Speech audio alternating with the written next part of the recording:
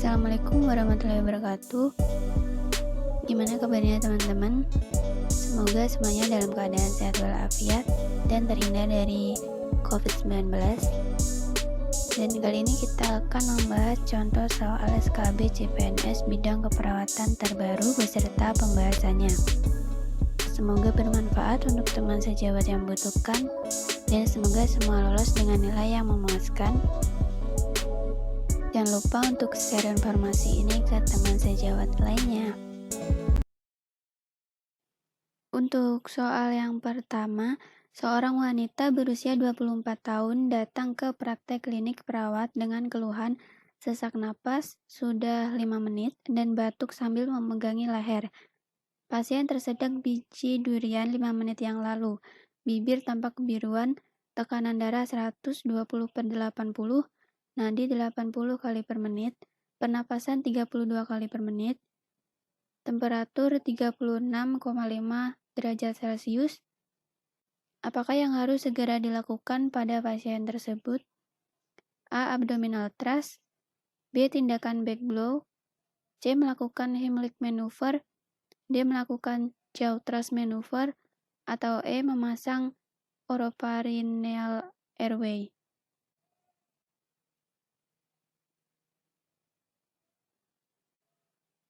Dan jawaban yang benar yaitu C. Melakukan Heimlich maneuver. Manuver Heimlich adalah prosedur pertolongan pertama yang digunakan untuk mengatasi penghalang jalan napas bagian atas oleh benda asing. Heimlich maneuver dapat dilakukan sebagai upaya penanganan darurat untuk menolong orang yang tersedak. Selanjutnya soal nomor 2. Seorang laki-laki berumur 39 tahun mengalami luka bakar di bagian seluruh punggung dan kedua kaki bagian belakang dengan luas luka bakar 36% dan berat badan 55 kg. Berapa cairan yang diberikan dalam 24 jam? A. 3600 cc, B. 3960 cc, C. 5500 cc, D. 7500 cc, atau E. 7920 cc.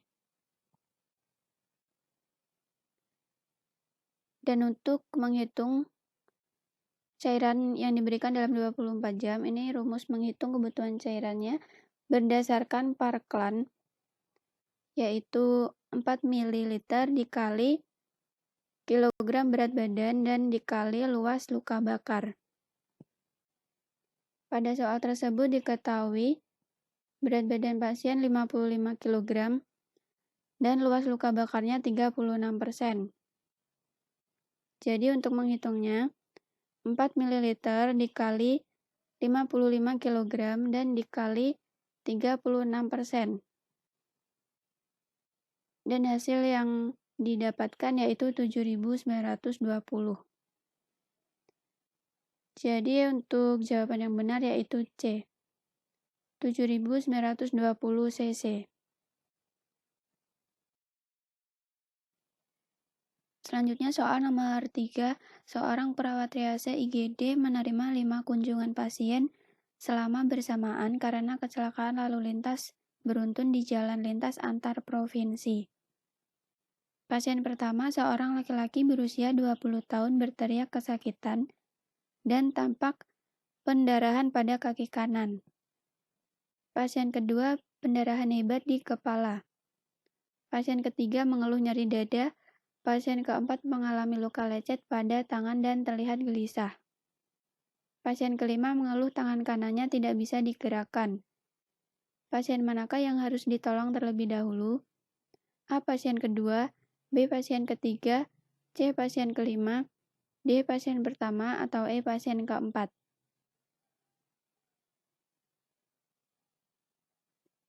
Karena pasien kedua mengalami pendarahan hebat di kepala, untuk itu segera dilakukan penghentian pendarahan. Sehingga pasien yang harus ditolong terlebih dahulu yaitu A. Pasien kedua.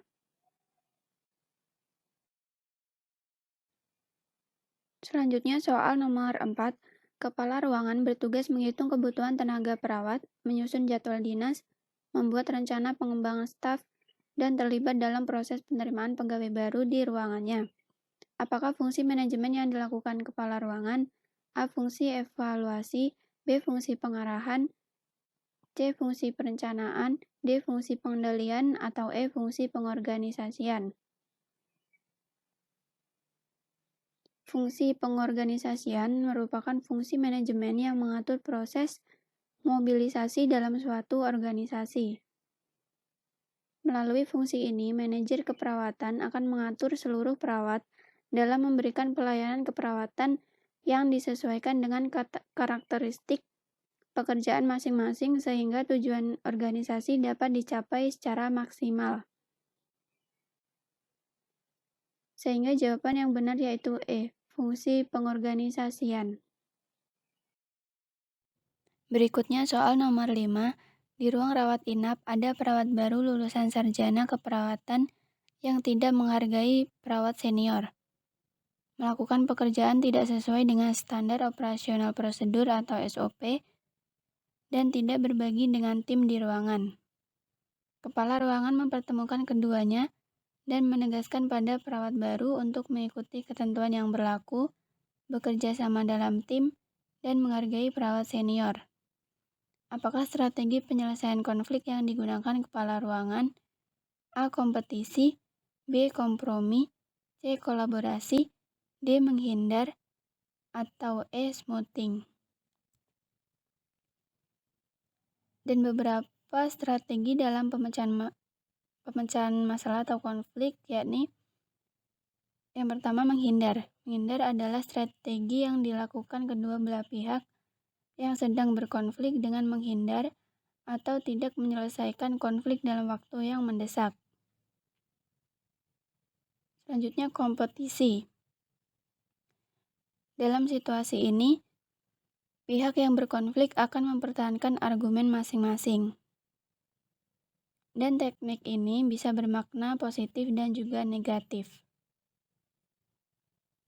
Selanjutnya ada akomodasi. Teknik akomodasi sering dilaksanakan jika salah satu pihak berusaha memuaskan atau menenangkan pihak lain yang terlibat konflik. Berikutnya ada kompromi. Kompromi dilakukan dengan mengambil jalan tengah yang diikuti kesepakatan antara kedua belah pihak.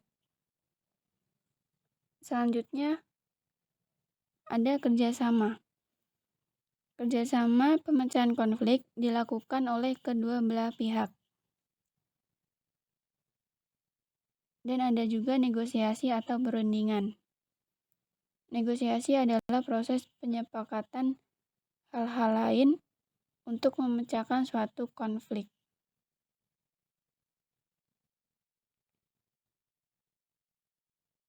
Dan untuk kasus tersebut, diketahui kepala ruangan mempertemukan keduanya dan menegaskan pada perawat baru untuk mengikuti ketentuan yang berlaku.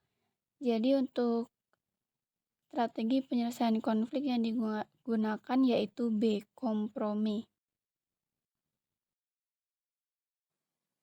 Selanjutnya soal nomor 6. Seorang laki-laki berusia 57 tahun terlihat terjatuh dan tidak sadarkan diri ketika berjalan. Luka terlihat tidak ada. Setelah Anda meminta pertolongan, selanjutnya Anda membuka jalan napas. Apakah tindakan yang Anda lakukan dalam melakukan pemeriksaan pada kasus tersebut? A. Memeriksa nadi karotis, B. Memberikan napas buatan, C. Memeriksa pergerakan napas, D. Head lead, chin lead, dan jaw thrust, atau E. Melakukan tekanan jantung.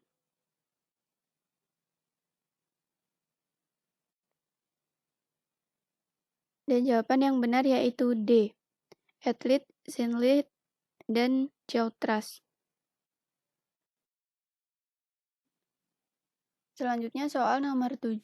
Ketua tim di ruangan perawatan VIP interna sedang membagi tugas kepada perawat associate. Salah satu perawat mendapatkan 5 pasien untuk ditangani dan dikunjungi saat ini juga. Manakah klien yang harus diperiksa terlebih dahulu? A. Klien dengan skeletal traksi, B. Klien yang memakai ventilator, C. Klien yang mendapatkan terapi intravena. D. Klien post-operasi yang bersiap pulang. Atau E. Klien dengan gastroenteritis yang baru masuk. Dan klien yang harus diperiksa terlebih dahulu yaitu B.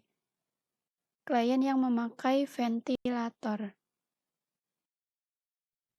Selanjutnya soal nomor 8.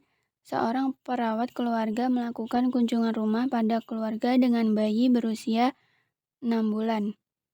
Hasil pengkajian didapatkan data bahwa ibu mengatakan setelah imunisasi anaknya menjadi rewel, demam, dan tidak akan membawa lagi anaknya untuk imunisasi.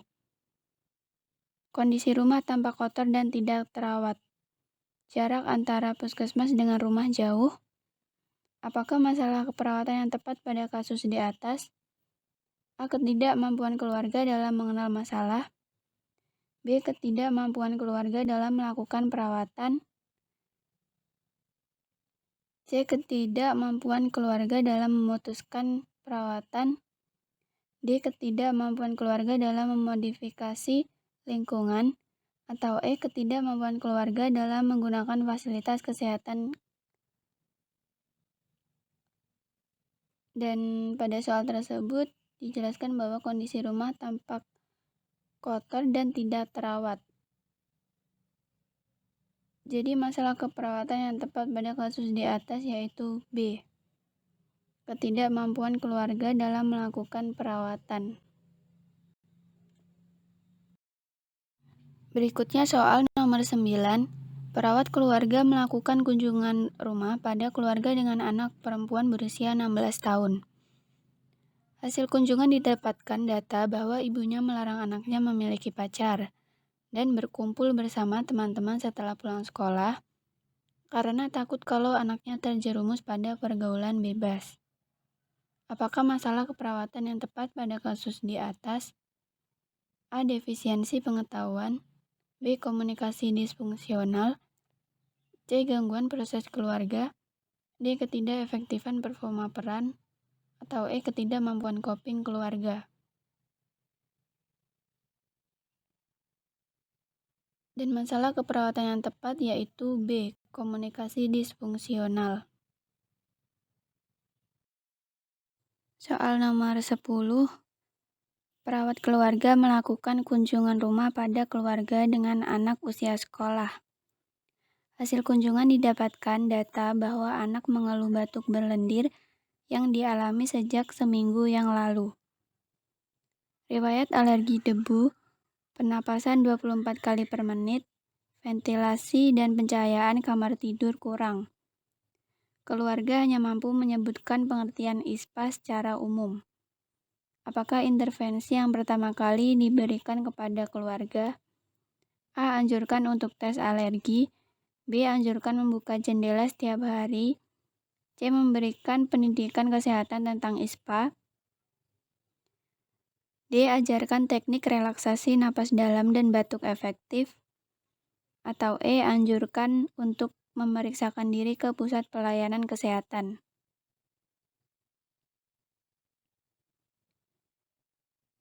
Pada kasus tersebut, didapatkan keluarga hanya mampu menyebutkan pengertian ISPA secara umum.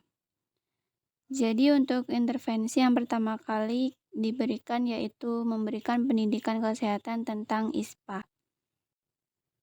Untuk jawaban yang benar yaitu C.